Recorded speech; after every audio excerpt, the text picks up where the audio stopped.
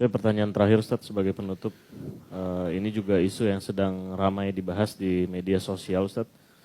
Belum lama ada seorang dai Ustadz yang menyebabkan syubhat di tengah-tengah kita dengan memberikan tafsiran sendiri tentang surah pemusik Ustadz.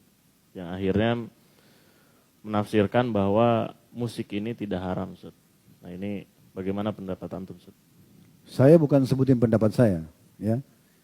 Tapi hampir mayoritas ulama termasuk Imam 4 mengharamkan. Ini bukan hal yang baru nih, bukan pendapat baru.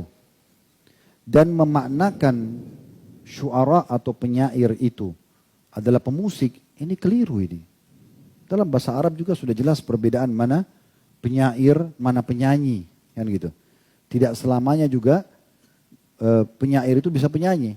Apalagi di masa dulu, penyair itu memang cuma susun penyair syair saja, gitu kan. Bahkan dibedakan juga dalam istilah bahasa Arab penyair sama penyanyi itu sendiri. Ya, sampai hari ini dalam kosakata bahasa Arab berbeda.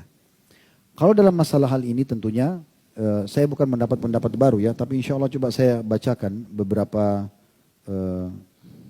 yang saya tahu berhubungan dengan masalah pendapat-pendapat ulama dalam masalah ini ya. Coba saya searchingkan dulu. Ya.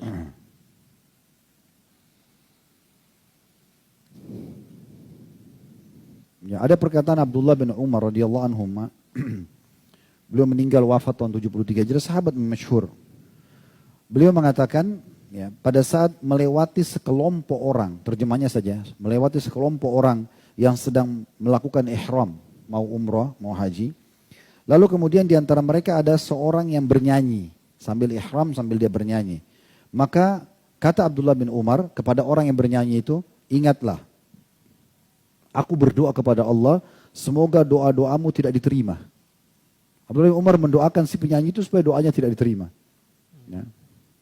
Begitu juga dengan Abdullah bin Abbas radhiyallahu anhu yang meninggal tahun 68 Hijriah. Beliau mengatakan seluruh alat-alat musik atau ma'azif hukumnya haram. Bahkan beliau mengatakan beduk, gendang dan sejenisnya juga serta seruling masuk dalam hukum haram. Ini perkataan sahabat, ya. Ini teman-teman bisa melihat tentunya tidak asing di dalam buku-buku yang sangat masyhur seperti misalnya kalau tadi pendapat Abdullah bin Umar itu dari kitab Zammul Malahi, ya. Zammul Malahi di nomor 17, di halaman 17 dan juga Talbis Iblis yang tulis oleh Ibnu Qayyim di halaman 240, ya. Kemudian juga kalau yang tadi Abdullah bin Abbas radhiyallahu anhuma yang mengatakan haram alat-alat musik atau ma'azif itu diriwayatkan oleh Al-Baihaqi dalam sunan beliau serta juga disahihkan oleh para ulama. Ya. Begitu juga dinukil pendapat-pendapat para ulama-ulama yang masyhur dari Imam 4 pun sama. Pendapat-pendapat mereka mungkin ini kalau saya ingin bahas cukup panjang tapi teman-teman bisa nanti melihat ya. Tapi kita coba mulai dulu dari kalau dari generasi setelah sahabat ada Umar bin Abdul Aziz yang beliau wafat tahun 101 Hijriah ya. Beliau jadi khalifah waktu itu tahun 99 selama 2 tahun sampai 101. Beliau mengatakan pada saat menulis surat kepada guru anaknya. Beliau mengatakan kepada guru anaknya, hendaklah yang pertama kali engkau tanamkan keyakinan pada anak-anakku dari akhlakmu adalah membenci alat-alat musik. Jadi Umar bin Aziz berkata kepada guru anak-anaknya, yang paling pertama kalau saya kepada anakku, kau harus tunjukkan kalau kau benci musik itu. Ya. Ya pertama sesuatu yang dimulai dari syaitan dan akibatnya ialah mendapatkan kemurkaan dari Allah yang Maha Pengasih. Karena sungguhnya telah sampai kepadaku dari para ulama yang terpercaya bahwa menghadir alat-alat musik dan mendengarkan nyanyian serta menyukainya akan menumbuhkan kemunafikan dalam hati. Ini perkataan Umar bin Abdul Aziz tahun 101 Hijriah meninggalnya. Kita sekarang 1445 Hijriah. Ini masih generasi awal ya. Beliau mengatakan karena nyanyian serta menyukainya akan menumbuhkan kemunafikan dalam hati. Sebagaimana air menumbuhkan rumputan. Demi Allah sungguhnya menjaga hal itu dengan tidak mendatangi tempat-tempat tersebut lebih mudah bagi orang-orang yang berakal daripada bercokolnya kemunafikan dalam hati. Kalau kita kembali juga mereview keadaan Nabi SAW, tiba-tiba saya teringat salah satu yang pernah saya temukan dalam buku-buku sirah yang unik ini sebelum Nabi SAW dinobatkan jadi Nabi ya. Waktu beliau masih mengembala domba, salah satu yang ditulis oleh ulama sirah itu, Nabi SAW diselamatkan dari segala macam pelanggaran agama, diantaranya mendengarkan musik dan menonton para penyanyi. Itu disebutkan dalam buku-buku sirah. Satu waktu disebutkan dalam buku-buku sirah itu, beliau pernah mendengarkan dari teman-temannya pengembala-pengembala. Nabi itu mengembala domba dari umur 8 tahun sampai umur 21 tahun. Jadi 13 tahun beliau mengembala domba. Tapi nggak disebutkan di umur keberapa, di tahun keberapa ini beliau, riwayat ini cuma dikatakan salah satu riwayat pernah beliau dengar dari teman-teman pengembalanya yang lain waktu kumpul, waktu beliau mau pulang sore hari mengembalikan domba-domba. Mereka menceritakan semalam itu ada acara perkawinan dan ada penyanyi, musik begini dan begitu. Sampai Nabi SAW tertarik mendengarkan cerita itu. Lalu beliau bilang, besok kalau ada acara lagi, saya akan coba melihat, tolong kamu jaga gembalaan saya. Maka dikatakan dalam buku itu, dalam buku-buku sejarah, kalau pada saat esok harinya, waktu saat beliau niat untuk pergi, beliau ngantuk dan tertidur. Dan itu terjadi sampai beberapa hari. Akhirnya beliau tidak jadi menonton dan menyaksikan hal tersebut. Ya, itu poin-poin yang sangat jelas gitu ya.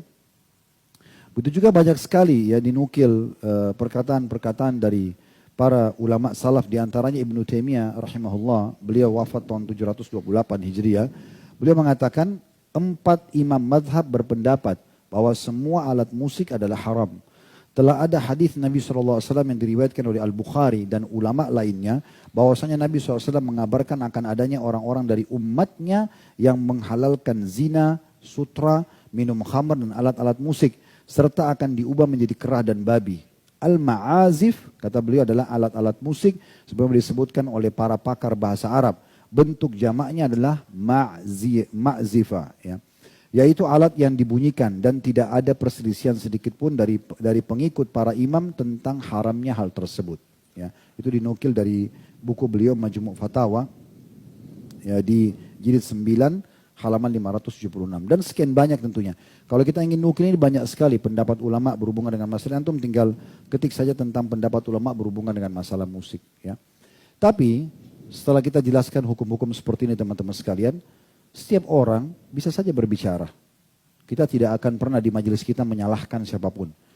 Kalau ada pendapat, karena ini ditanyakan tadi ya, kalau ada pendapat yang mengatakan begitu dan dia siap bertanggung jawab dengan Allah, itu hak dia. Silakan saja. Tapi kita juga punya hak untuk menjelaskan apa yang kita ketahui. Sebagaimana juga cukup banyak selalu dikatakan, oh majelis salaf, majelis wahabi itu tidak sukain dan itu. Kan ini pendapat. Dia berpendapat, silakan kita juga berpendapat, gitu kan? Dia tidak usah paksakan pendapat dia kepada kita, kita juga tidak bisa paksakan pendapat kita kepada dia. Tapi kita harus saling menghormati di sini. Yang penting siap bertanggung jawab di hadapan Allah Subhanahu wa taala. Tapi insya Allah hukum ini tidak asing, antum bisa searching di Google, cukup banyak tulisan artikel-artikel, ceramah-ceramah para ulama menjelaskan masalah ini. Dan ini bukan dari saya pribadi, karena ini hukum ini sudah sangat lama ya. Dan cukuplah sumpahnya Abdullah bin Mas'ud radhiyallahu anhu tentang tafsir salah satu ayat Al-Quran, wa minan nasi ma yashril wal hadid yudillah nasa an sabilillah, dan ada sebagian orang memperjualbelikan perkataan-perkataan untuk menyesatkan manusia dari jalan Allah. Beliau bersumpah demi Allah yang dimaksud adalah musik. Beliau bersumpah begitu. Dalam sebuah asar dinukil oleh Ibnu Qayyim rahimahullah dalam buku beliau Hadil Arwah, ya. Beliau mengatakan salah satu statement yang ini asar ya. Pernah ada orang-orang dari Irak datang bertemu dengan Ummul Mukminin Aisyah radhiyallahu anha. Lalu mereka menanyakan tentang masalah gempa. Wahai Ummul Mukminin, ada gak informasi dari Rasulullah SAW tentang gempa? Lalu beliau mengatakan, ada. Bila orang-orang sudah menghalalkan khamar, zina, dan para penyanyi-penyanyi sudah tampil, maka Allah akan murka di atas langit sana. Kemudian Allah perintahkan bumi untuk menggoncangkan dirinya. Terjadi gempa. Itu perkataan Ummul Mukminin Aisyah radhiyallahu anha. Ini sudah kita bedah di buku Ibnu Qayyim rahimahullah. Jadi, dan kalau mereka tinggalkan kata Aisyah radhiyallahu anha, maka Allah akan suruh bumi untuk tentram kembali. Berarti kan ada masalahnya di situ. Dan dalam hadis tadi yang sudah kita sebutkan digabungkan antara khamar, kemudian judi, khamar, kemudian perzinahan dan juga masalah musik. Dan subhanallah ini seperti bersaudara ini ya. Di majelis ilmu itu insya Allah kalau yang benar tidak akan ada musik untuk mendengarkan. Tapi kalau di tempat musik itu sangat dekat itu dengan perzinahan, dengan khamr, kayak diskotik, kayak karaoke itu kayak bersaudara. Ya. Kalau di sini itu Al-Quran, hadis, ilmu itu beda. Itu memang satu kayak fitrahnya itu sudah sejalan. Oleh karena itu saran kami lebih baik tentunya tinggalkan. Dan hati-hati bagi setiap dai